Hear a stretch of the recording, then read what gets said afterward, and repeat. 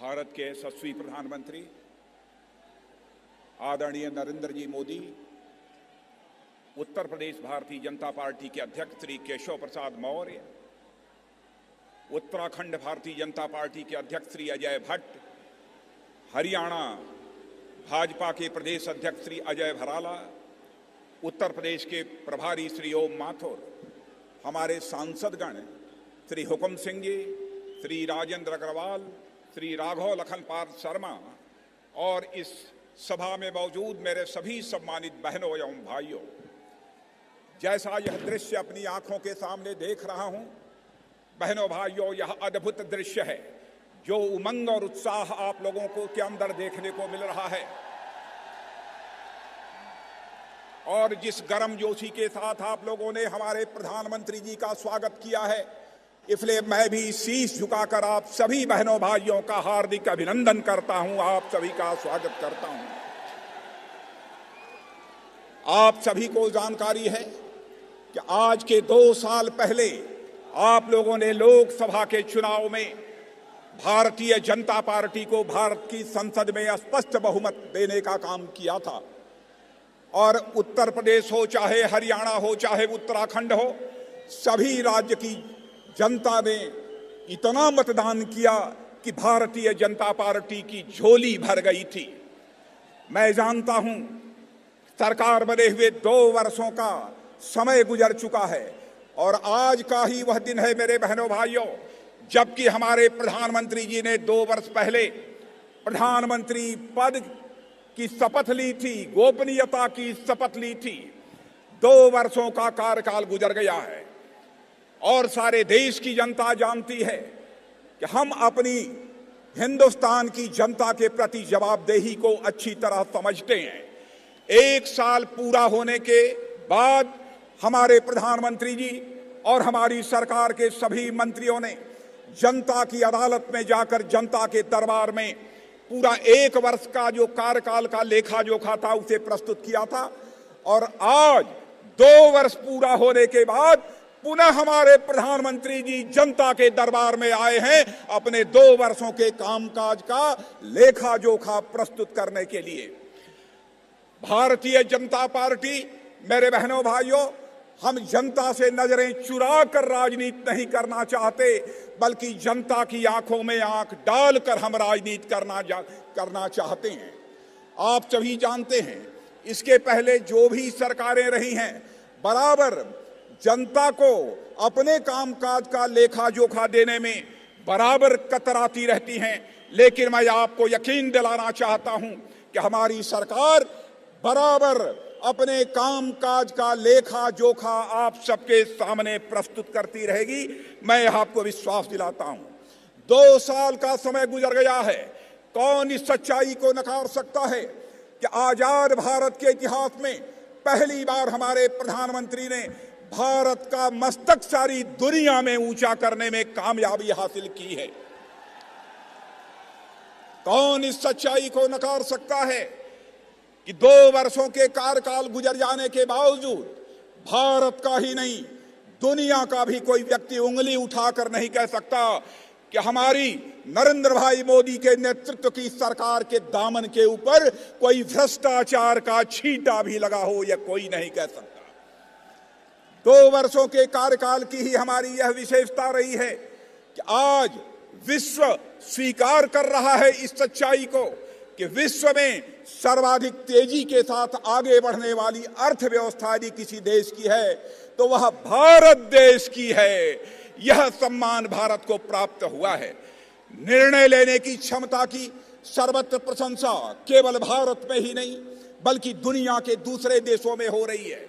और आप जानते हैं, भारत में न तो जन संसाधनों की कमी है, न प्राकृतिक संसाधनों की कमी है। बहनों भाइयों, खुलेआम प्राकृतिक संसाधनों की लूट होती रही है पारदर्शिता के अभाव में, लेकिन सरकार की व्यवस्था में पारदर्शिता 2 वर्षों के अंदर कायम करने में हम लोगों ने कामयाबी हासिल की है।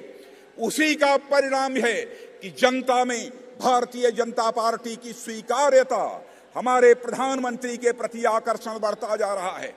नॉर्थ ईस्ट में आज तक आजाद भारत के इतिहास में मेरे बहनों भाइयों कभी भी भारतीय जनता पार्टी की सरकार नहीं बनी थी। यह पहला अवसर है कि हमारे केंद्र सरकार के परफॉर्मेंस का ही नतीजा रहा है कि हम लोग वहां पर सरकार बनाने में पूरी तरह से कामयाब हुए हैं। हिंदुस्तान के दूसरे राज्यों में भी जनाधार तेजी के साथ बढ़ा है, इस हकीकत को भी सभी जानते हैं। कांग्रेस सिमटती जा रही है। मैदानी क्षेत्रों से कांग्रेस साफ हो गई है। अब केवल पहाड़ी क्षेत्रों में दुबकी हुई है यह कांग्रेस। मुझे पूरा विश्वास है कि आगामी चुनाव में पहाड़ी क्षेत्रों की जनता भी अपने क्षेत्र को कांग्रेस से पूरी तरह से मुक्त कर देगी। नेता समझते हैं जनता हमारी जेब में है, इसीलिए 5 साल तक जनता को कोई हिसाब किताब नहीं देते। बहनों भाइयों, हम जनता को यह मानकर चलते हैं वो हमारी जेब में नहीं है, बल्कि जनता हमारी मालिक है। जनता ही हमारे लिए जनार्दन है, जनता ही हमारे लिए सर्वोच्च है। 2 वर्षों के कार्यकाल में बहुत सारी उपलब्धियां हैं। उन उपलब्धियों की बहुत विस्तार में जाकर चर्चा करूंगा तो ज्यादा समय लगेगा, लेकिन किसानों की जमात यहां पर इकट्ठी है। मैं भी गांव में पैदा हुआ हूं, मैं किसान का बेटा हूं। उत्तर प्रदेश चाहे हरियाणा और उत्तराखंड की जनता समझती है किसानों के दर्द को, मैं अच्छी तरह समझता हूं। और बहनों भाइयों, मैं ही नहीं समझता हूं, पहली बार मैंने देखा सरकार बनने के बाद प्रधानमंत्री के दिल में यदि सबसे पहले दर्द छलकते हुए मैंने देखा तो इसे हिंदुस्तान के किसानों के लिए दर्द को छलकते हुए हमने देखा।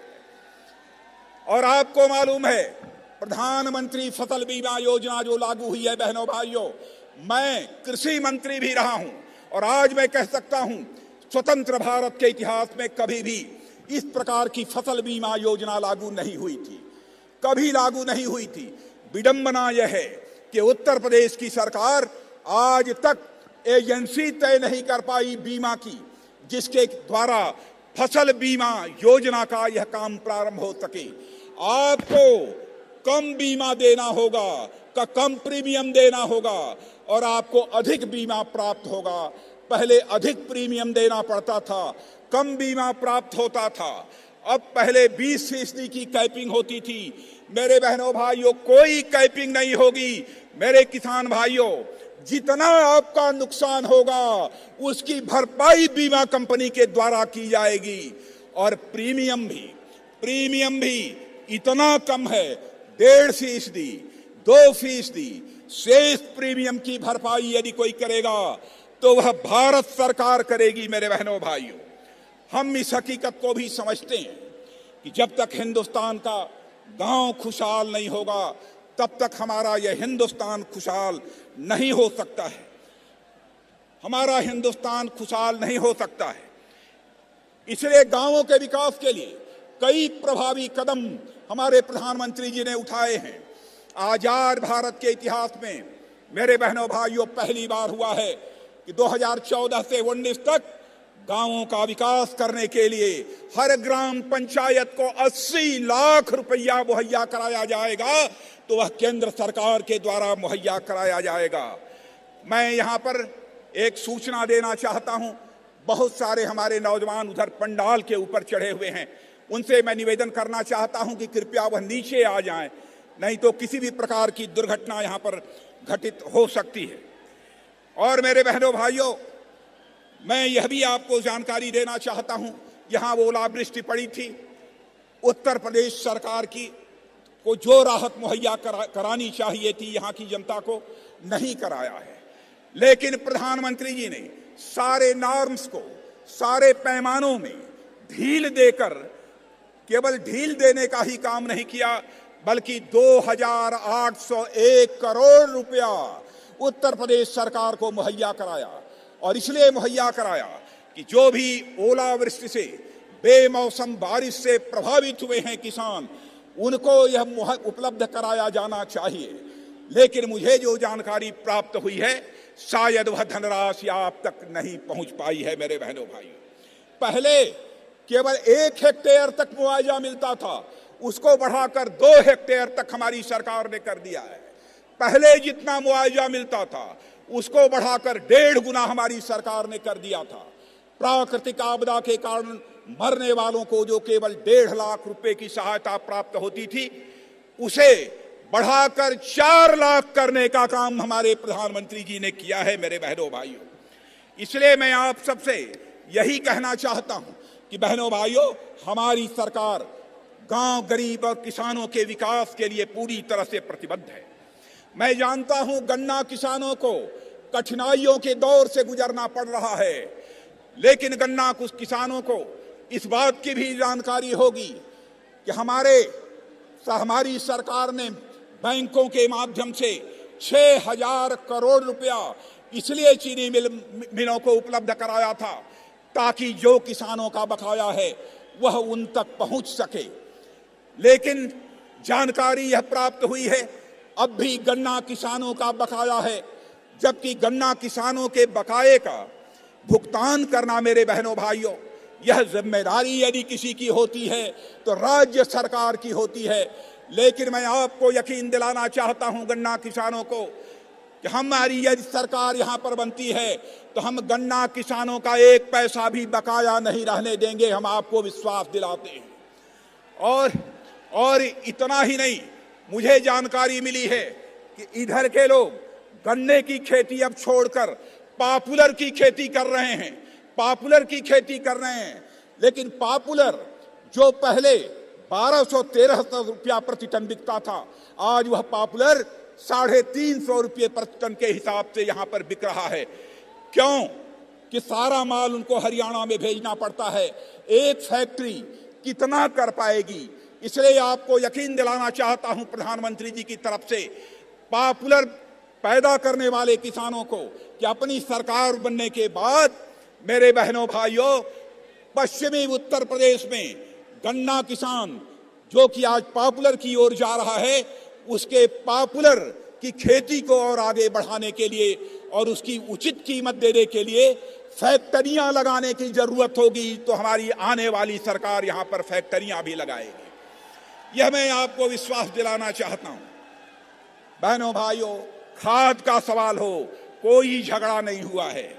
नीम कोटेड यूरिया मिल रही है। एक सुझाव मैं अपने किसानों को और देना चाहता हूं मेरे बहनों भाइयों, नीम कोटेड यूरिया मिल रही है।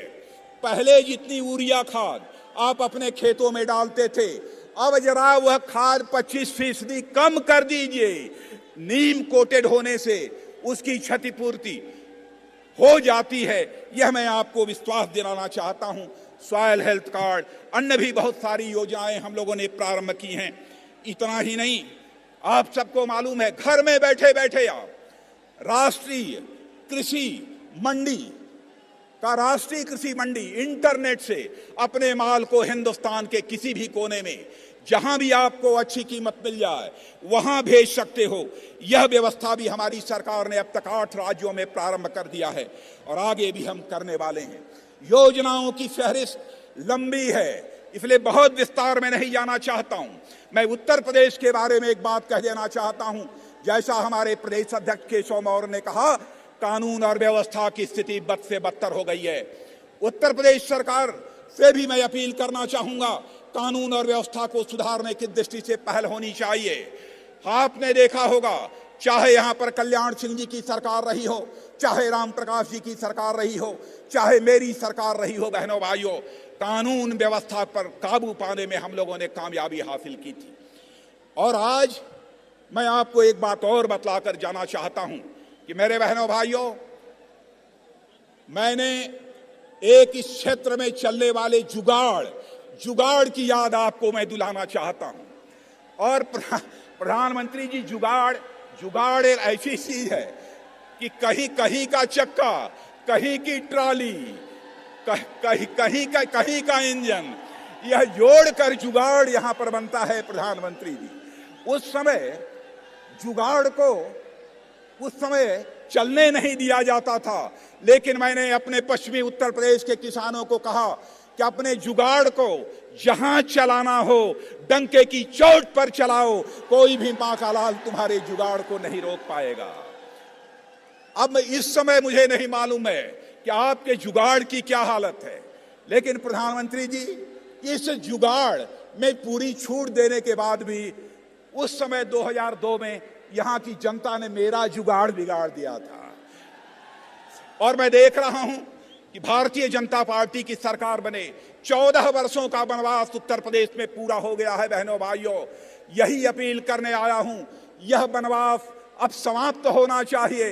14 वर्ष तक तो मर्यादा पुरुषोत्तम भगवान राम का भी वनवास नहीं रहा है, इसलिए भाजपा का भी यह वनवास उत्तर प्रदेश की राजनीति में समाप्त होना चाहिए और उत्तर प्रदेश में भारतीय जनता पार्टी की स्पष्ट बहुमत की सरकार बननी चाहिए। यही अपील करते हुए अंत में आप लोगों से निवेदन करना चाहता हूं, प्रधानमंत्री जी आए हैं, हमारे राज्य में आए हैं, एक हाथ भी नीचे नहीं होना चाहिए। सारे लोग हाथ उठाकर तालियां बजाकर हमारे प्रधानमंत्री का अभिनंदन करें, स्वागत करें। बजाते रहिए, तालियां बजाते रहिए। बहुत बहुत धन्यवाद।